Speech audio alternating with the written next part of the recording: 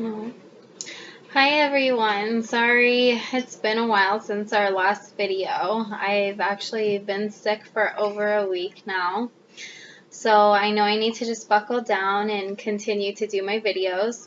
So the next testimony I want to share with you is 3 Christmases ago, our truck that we had burned in a fire. When we got the truck, it was right before we left Las Vegas to go to South Dakota, and we'd bought it for $3,000. We put, I think, like $2,000 into it. It was a '99 Chevy Suburban, K2500, I think. And when we got to South Dakota, it was in the middle. We got to South Dakota on Valentine's Day, so the winter wasn't as bad as it normally is, and it was pretty quick when we got there. So we never experienced our real first winter until we moved to North Dakota, which was only 7 or 8 months later. We left South Dakota and went to North Dakota, and the very first snowfall, that was really bad. We weren't prepared at all, and everything in our truck completely froze over. We didn't even change the coolant in our truck. We just were not prepared at all. And so we went to start our truck, and belts broke, all sorts of things just completely fried. So our truck was broken down, and so I had posted, there's a, it's like a Craigslist out there. It's called BizMan. And I had posted there for a cheap vehicle because my husband at that time was working out of town, and I had the 3 kids, and it was kind of difficult just having the one vehicle, of which was broken down, and he was riding to work with his stepdad, so that kind of worked out for us. And we were about to get into our house, and so when we had posted on there for a cheap vehicle, a lady had contacted me, and she said that she could actually give us a vehicle for free. And so, I mean, to even fathom that, we've never really experienced that, and especially being from Vegas, we didn't ever have anything like that happen. So it was really, I don't know, it was kind of weird, and I'm such a giver, and it is so hard for me to accept things from other people. It just makes me feel weird and out of place. So it's just a hard thing for me to do, and sometimes I may not seem grateful just because I don't know how to react when people are so nice and generous. So she was able to do that, and it was a little ghetto car, and it really did us well for what we needed at the time. And so we had that, and while our truck was in the shop. So our truck ended up costing us, I believe, like $4,000. So we used our taxes for that year to pay for our truck to get out of the shop. And I think we had it, I guess we had it majority of the year because taxes was in February, and it was right around Christmas time. So we got our taxes in March. So Christmas time, 3 Christmases ago, I believe it was a week before, our truck was having some issues again, and I was on my way to work, and I noticed, like, when I was backing out of the driveway, mind you, it was snowing. It was probably negative something at that time, and I noticed the smell of gas when I started the truck. And so I had told my husband, like, I smell gas, and he's like, well, I mean, my work was like 3 blocks away from our house, so it wasn't far at all. And he said, just go to work and we'll look at it, when we have time, when you get back. And so when I had backed up out of the driveway, I had noticed a gas spill in the driveway, and it was melting the snow. And so I was like, okay, whatever. I mean, we've had mechanical issues with all our vehicles, so I mean, it really didn't faze me. And I literally pulled out. We lived on a corner house 2 blocks from the main street, and I pulled out, made it 1 block away from our house, and flames just started shooting up the windshield. And I immediately just put it in park and got out. And thank God, because that entire day I had all my kids in the car and we were doing stuff all day. And I know that was God working, that I didn't have to deal with that and worry about getting kids out of the car and worry about being in the snow, broken down, wherever at in town, freezing our butts off, or so I think it just worked out perfectly the way it did, and I was so grateful. All I had to worry about was myself.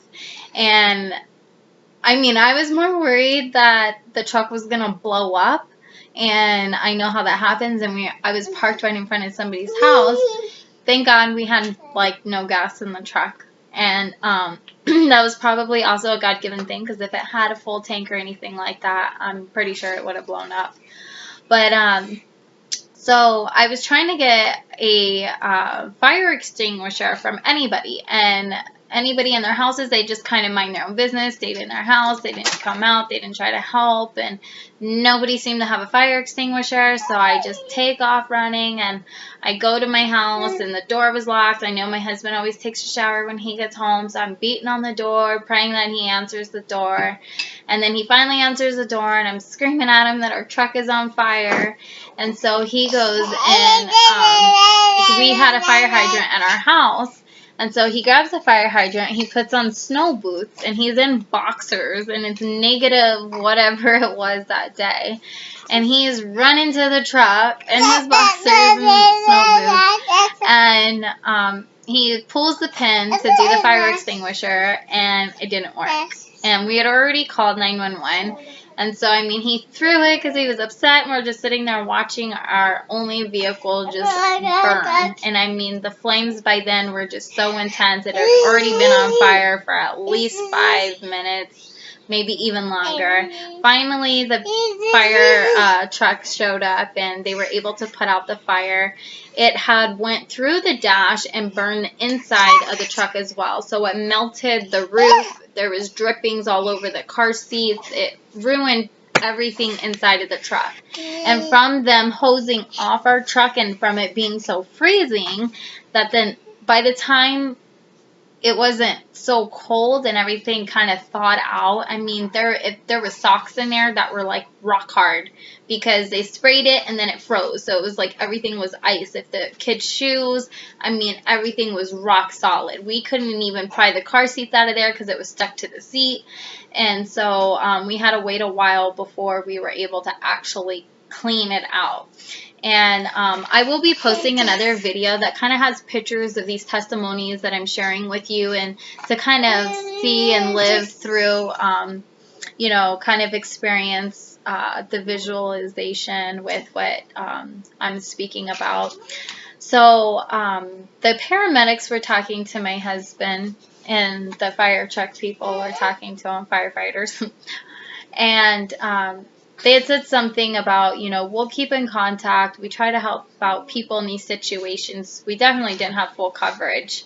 So, I mean, our truck was just gone. It was totaled gone, nothing. I mean, we had put so much money into this truck, our livelihood. And so, a day later, the firemen showed up to our house, and a group of them came, and they each had a present for one of our kids, and a check for $1,000 to go towards another vehicle. And at that point, I was just blown away by the generosity of this town, this little town, Bismarck, in North Dakota. I mean, I've never experienced so many amazing people that were willing to help and do things for us, and not knowing us and not being from there. It's hard when you get shunned in a little town that you're not from. And so it was just so welcoming of all these people who had done several good things for us. And so they gave us that, and the fire truck, one of the main guys in the firemen, I don't know why I keep calling them fire truck people. One of the firemen had reached out to a biker club called Freedom Riders, and he reached out to the main guy who runs the club about our situation, and so they spread the whole word throughout their biker club. Well, right before they kind of stepped in, I had contacted the newspaper because I don't watch the news. I don't like reading the paper. I don't like, it's just always bad news, negative. There's nothing good. There's always just pointing out the negatives and the bad, and just, so it kind of works up my anxiety. So I really just stay away from it. And so I just wanted to be the light of good news, that despite the bad news, that there are good things, there are good communities, there are good people that do things for people, and that is never recognized. And so I wanted to recognize the firemen of the community, that when people give financially to other places, or they have funds to do that, that those funds actually do help people like myself and many other people. And I think it is so important to feed into your community that actually do reach out to other people that, we technically don't have even resources to reach those people ourselves. And so, I would definitely support anything community, any small business, any foundation, anything that gives back to other people, because it, in fact, oh yeah, he has a lot to say. So, when I wrote that in the paper, right after I had reported that to the paper about everything that happened, I had, that day, I believe, there was a couple from the biker club that came over to our house, and they had heard the news, and they wanted to help out in any way they could. So they actually gave us their car. So I guess, okay, I don't know that I really described it. The car we originally had when our truck first broke down, we had gotten rid of it after we got our truck out of the shop, because it was a very old, beat-up car. The battery never worked. I always had to jump start it, and it didn't fit our family at all, but it got us around. So, technically, in North Dakota, we had 2 vehicles given to us. Like, that's just unheard of. That's crazy. Why would we be that lucky for something to happen twice? That is clearly God-given and just, amazing. And that's God working through his people. And so they gave us their car, free title, in hand, everything. And their car was actually pretty nice. It was still really tight for our family, due to all the car seats fitting in. But it was a really nice car. Sorry. So we had gotten that car, and I had reported, so I took their picture, I took a picture of the fireman, and I had that submitted to the paper. This baby's acting crazy right now. This is why I never find time to make videos. It's because this always happens. And there he went. Okay. And we're back. Okay, so yeah, he totally just did a front flip off of the bed. Anyways, so we had submitted the pictures to the newspaper and just shared, how amazing the community was and how they were giving back to us. And so once that was said, a gentleman had contacted us. I guess the paper, out there it's a little different. It's a really small town. But the paper had given a gentleman our number, and he had called us and asked if we would be home for, and asked for our address, if he wanted to mail something. And then shortly after, he had arrived at our house. And, he really didn't say much. He didn't even seem like a really nice person, how his whole demeanor came off. And he just handed us an envelope and just left. And when we opened the envelope, it was $500 cash. And I was really blown away by that, because it's really hard to give money. It's easy to give time, to buy things for other people that you don't know, and give resources and things like that. But when it comes to money, we have such an attachment to money. And to just give it freely like that and allow I mean, that was clearly from God, putting that on that gentleman's heart to trust in God and what we were going to use it for. Because we could have been anybody. We could have been drug addicts. We could have been, you know, I mean, anything really. And he trusted that that money was going to go towards another vehicle for us, not knowing anything, not asking any questions. And I mean, I pray that one day that I can have that same attitude and just that same freedom of just helping other people. And who knows if he even really had that kind of money. Maybe it really was trust and, you know, faith that he had in that process. Please go, honey. Hold on. Okay, yeah. So I really don't have a lot of me time by myself. Anyways, just with the money factor, that was just the most significant thing too. I mean, vehicles are a huge thing too. Like, who does that? That's crazy. So between that gentleman, the fire department, and then my husband's bosses out of their own pockets, not even the company, also gave $1,000 towards us getting another vehicle. So we had $2,500 within the weekend. When our truck caught on fire, I actually was the one that kept my calm and peace and just had so much trust and faith in God that he would provide for us. And that was just how I was all the time. I mean, I've been through a lot more trials now that make it harder for me to be at that place that I was before. And I'm really trying to build that relationship and trusting and knowing that God has it under control. And my husband was frantic, freaking out that all his money is just gone and we have nothing. And he really was just like, his world just like came down on him. So it was so amazing to even him see that God really does work and God really does show up.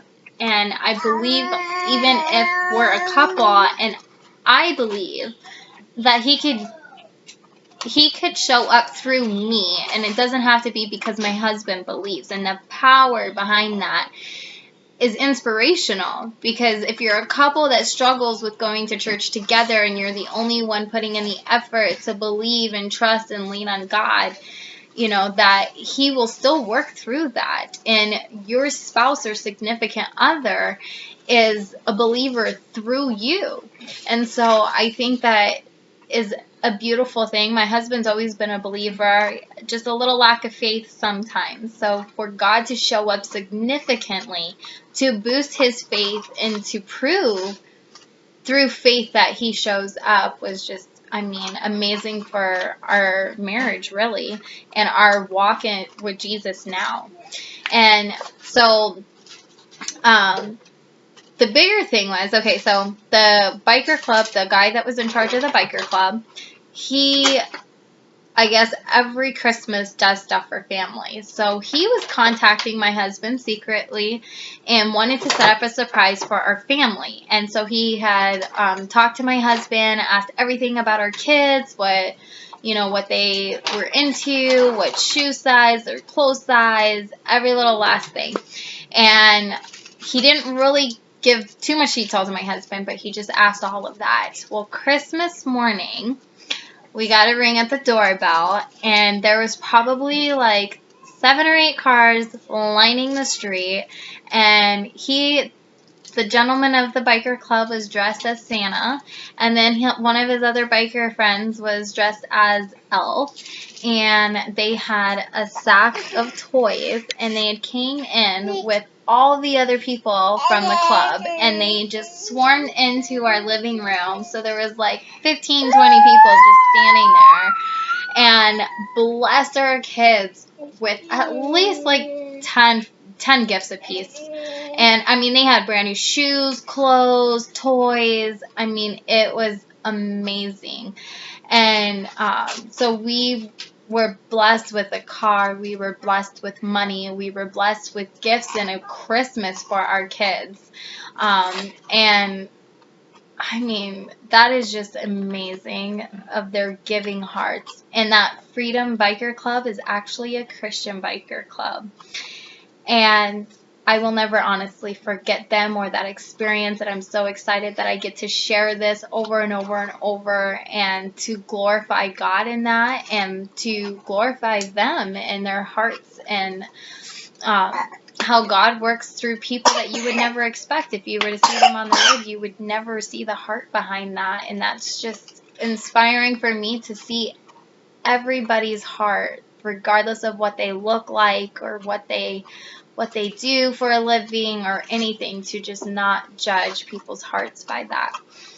And so the bigger thing as well is, the biggest thing. So we had everything. We were really blessed. We needed a vehicle. Our credit wasn't so great. We've never been able to finance a vehicle. And so we had the money, and that's where we really needed to lean on God in every place. And my husband could only take so many days off of work to actually take care of this, because we couldn't miss out on money from work. And so, we got denied by probably 3 dealerships in town, and being in a small town, there wasn't many options. And then finally we found a smaller, excuse me, we found a smaller one, and I don't even know how it was possible, but it was a second chance finance place. And we had an option of a minivan and our Dodge Durango now. And that is how we got our Dodge Durango. And sitting there and waiting, because it's a waiting game and you're just waiting to be rejected. And that was our last option, and we were out of options after that, and we really wanted to use that money towards what it was meant for. And if we didn't get approved, what kind of vehicle could we buy for our family for $2,500? So, oh my gosh, by the grace of God, we did have to put $3,000 down. So a couple weeks later, we put $500 of our own money down, and we got into our truck. And that was the biggest blessing ever, and really exciting to actually own something nice. And I honestly never thought that was an option for us. I always thought we were just gonna be on the lower end of life and just having vehicle after vehicle, and when it broke down, we just get a new one.